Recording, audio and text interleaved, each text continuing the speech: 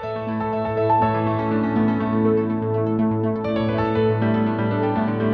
friends, welcome back to the Journal Feed. My name is Nick Zelt, and this is the only place to get spoon-fed the latest and greatest of emergency medicine. We're here just to help you keep up with the literature, and we do that by making it simple, by spoon-feeding it to you. Now, let's take a quick look ahead at everything that we'll be covering from this week. From the first article, how often are we mistriaging? After that, fever and leg pain, should you get blood cultures?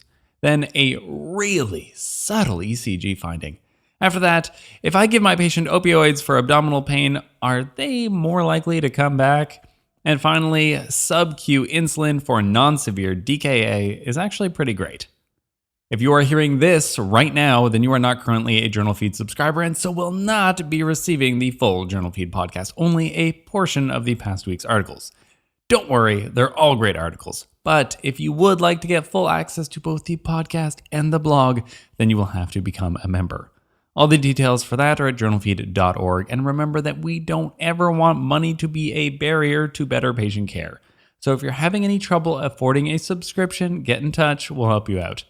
This is the audio version of the past week's summaries, where I take articles written by our authors, Jason Lesnick, Christian Geralt, Ketan Patel, Laura Murphy, and Clay Smith, and then I put a little bit of my own spin on them.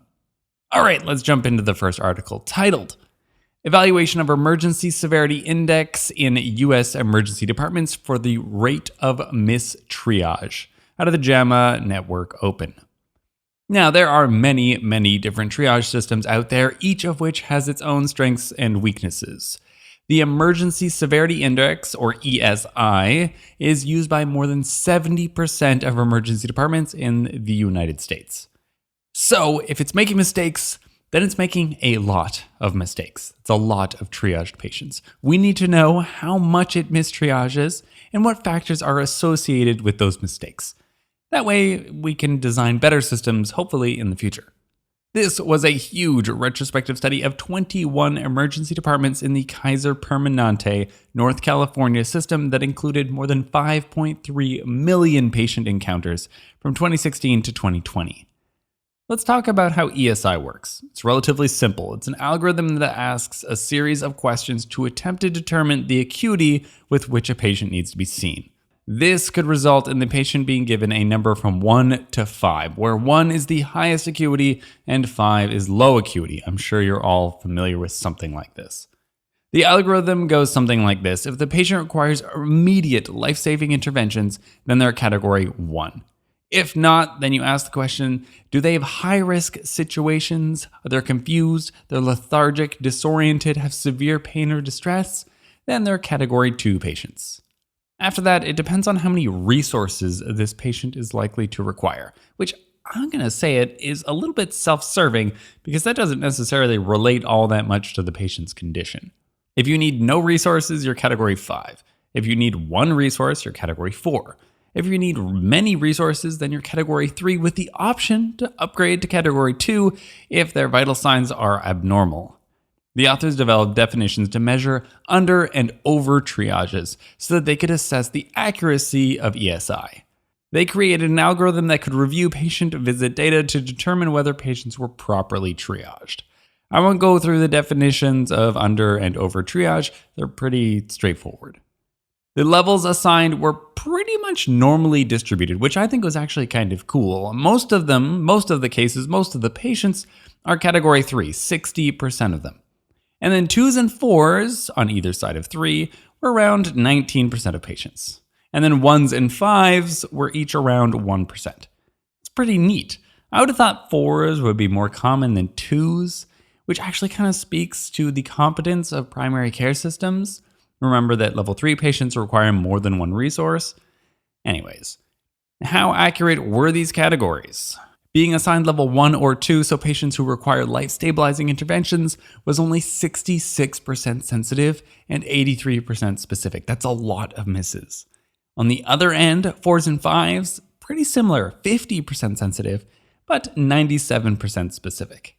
That breaks down to mean that 60% of patients who should have been level 1 were under-triaged, with 25% of those under-triages being a 3 or less. What makes it more likely for a patient to be mistriaged? Well, if they're young, male, and black, then they were more likely to be mistriaged in either direction, either up or down, compared to if the patient was older, female, and white. You were also more likely to be triaged in either direction, remember up or down, if you were from a poor neighborhood or arrived during non-office hours, for I don't know, whatever reason that would be. That's being triaged up or down. What about specifically under-triaged? This happens more likely if you arrived by ambulance, are taking insulin or sulfonylureas, had a high comorbidity burden, or were recently admitted to the ICU. All of those things sound like obvious stuff that would kind of raise a little bit of red flag somewhere in the back of your mind, but you'll have noticed that the algorithm described doesn't account for details like that about patients. It's not that granular. Pretty cool to know the numbers, though, either way. I think that was neat. But what a mess this makes this sound. Those sensitivities and specificities were not very good. Way to go for the authors for doing such an enormous study, though. Now, here is my kind of personal take. You might think that this data is a little bit disheartening. You might be a little bit disappointed in ESI. But we may never be able to do all that much better than that. The triage system, as we use it, is kind of severely flawed. We triage patients usually once. They might get a reassessment at some later date, but whatever. And that's just a snapshot. And we don't have a crystal ball about what's going to happen in the future. Also, we do it when they first arrive, which is when we know the least about them. A better system would be a continuous triage from the moment that they enter until they're seen. This couldn't be done by people, but it could be done by a computer. And hopefully that's coming. In a spoonful, don't be surprised when patients are mistriaged.